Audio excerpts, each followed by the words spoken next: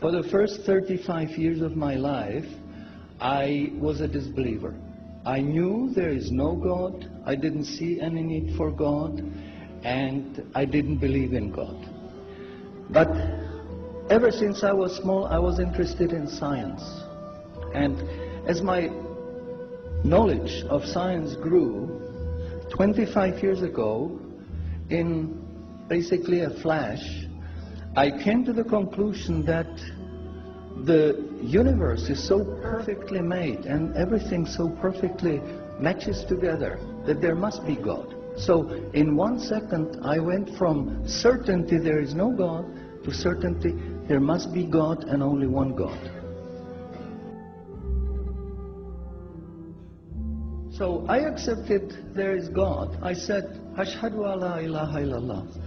But I was not looking for a religion. I thought all religions are wrong. And I bought a Quran, English translation of the Quran, and when I started reading it with the same idea that just like Bible, it was written by man, only in this case we know the name of the man, Muhammad. And then when I was maybe about 1/3 in Quran, I remember telling my wife, you know, this Muhammad, he must have been a very smart, very intelligent man, because this book is very clear, very logical, very easy to follow, and there are no contradictions. But then as I read later, I suddenly saw a scientific fact which I knew was only discovered in the 20th century. So immediately I saw that Muhammad is not the author of the Quran. That Muhammad is a messenger sent by God to give the Quran to mankind. I saw, mashallah, Muhammad Rasulullah.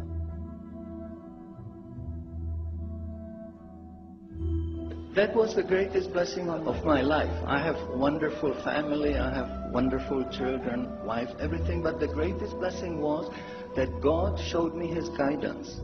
And when I pray, I make dua, God, please let me die as a believer. Let me never disbelieve again.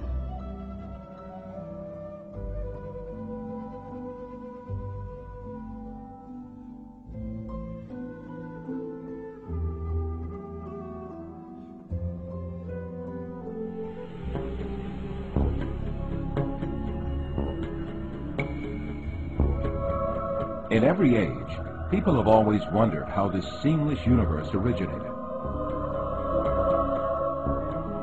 where it leads to, how the laws maintaining its order and balance work.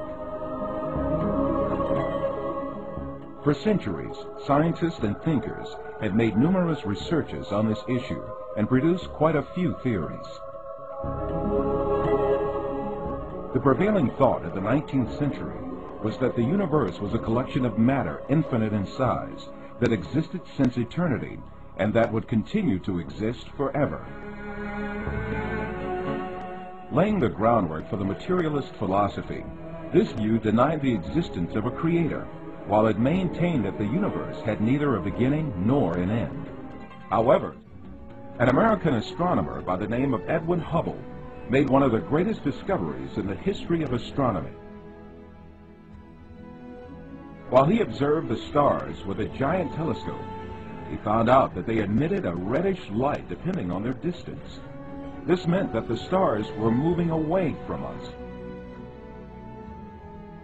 Because, according to the recognized rules of physics, the spectra of light beams traveling towards the point of observation tends towards violet, while the spectra of light beams moving away from the point of observation tend toward red. During Hubble's observations, the light from stars was discovered to tend towards red. This meant that they were constantly moving away from us. Before long, Hubble made another very important discovery. Stars and galaxies moved away not only from us, but also from one another. The only conclusion that could be derived from a universe where everything moves away from everything else is that the universe constantly expands. The expansion of the universe implied that if it could travel backwards in time, the universe would prove to have originated from a single point.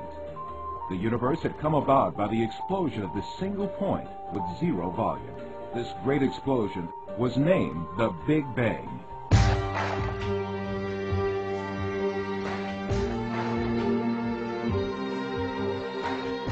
This information is given in a nutshell in the glorious Quran in Surah Anbiya, chapter 21, verse number 30, which says, "Do not the unbelievers see," a very interesting beginning, "do not the unbelievers see that the heavens and the earth were joined together as one unit of creation before we cleaved them asunder."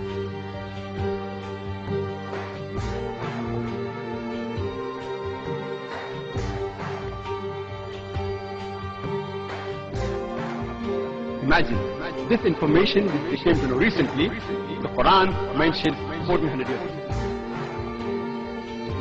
And Hubble's data was checked and rechecked, and it turned out to be right. The universe was expanding. It wasn't static. And Hubble went on to win the Nobel Prize for this amazing discovery. And then you have, surprisingly, you find this book, this ink on a page that tells you where we came from, and you plug that question with your particular brand of a god. Theists have been doing this for centuries, for millennia. They have been plugging that question with their god. You speak about God. We call Allah God. What is Allah? Allah, from the Islamic perspective, means the God, the absolute, indivisible God. When you say it's falsifiable, falsify my existence. I challenge that. Tell me that I don't exist. Because the minute you discuss your existence and my existence, you and I have to go back and question the integrity of where you come from.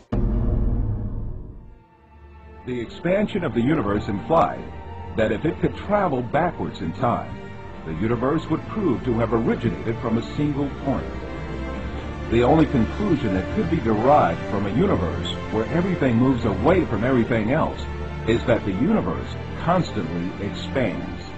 And so then we read in the Quran, in Surah Al-Dhariyat, "And the heavens we have built with power and force, and we are expanding it, expanding it, expanding it, expanding it, expanding it, expanding it."